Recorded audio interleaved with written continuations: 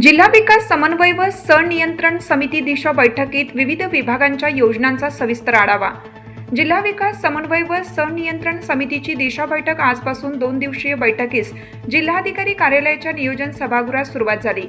समितीचे अध्यक्ष खासदार राजाभाऊ वाजे, खासदार डॉक्टर शोभा बच्छाव, खासदार भास्कर भगरे, महापौर हिमगौरी आडके, आमदार नितीन पवार, आमदार सरोज आहिरे, जिल्हा परिषदेचे मुख्य कार्यकारी अधिकारी ओंकार पवार, जिल्हा ग्रामीण विकास यंत्रणा नाशिकचे प्रकल्प संचालक महेश पाटील तसेच विविध विभागांचे वरिष्ठ अधिकारी उपस्थित होते।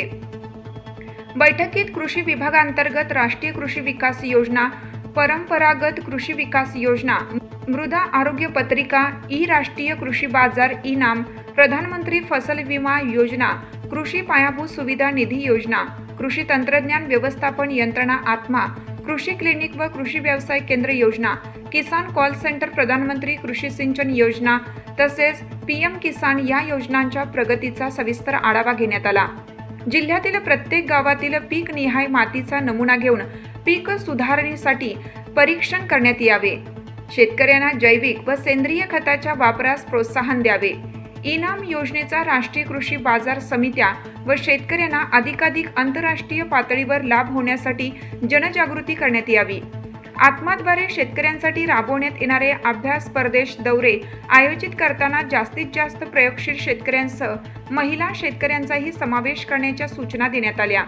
बैठकीत प्रत्येक विभागाकडून योजनानिहाय भौतिक आणि आर्थिक प्रगती निधी खर्च, लाभार्थ्यांची स्थिती, प्रलंबित बाबी तसेच अंमलबजावणीतील अडचणींची माहिती सादर करण्यात आली।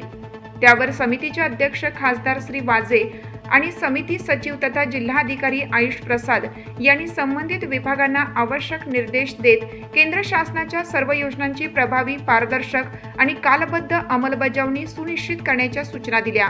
खासदार डॉक्टर बच्छाव, खासदार श्री भगरे यांनी विविध सूचना केल्या।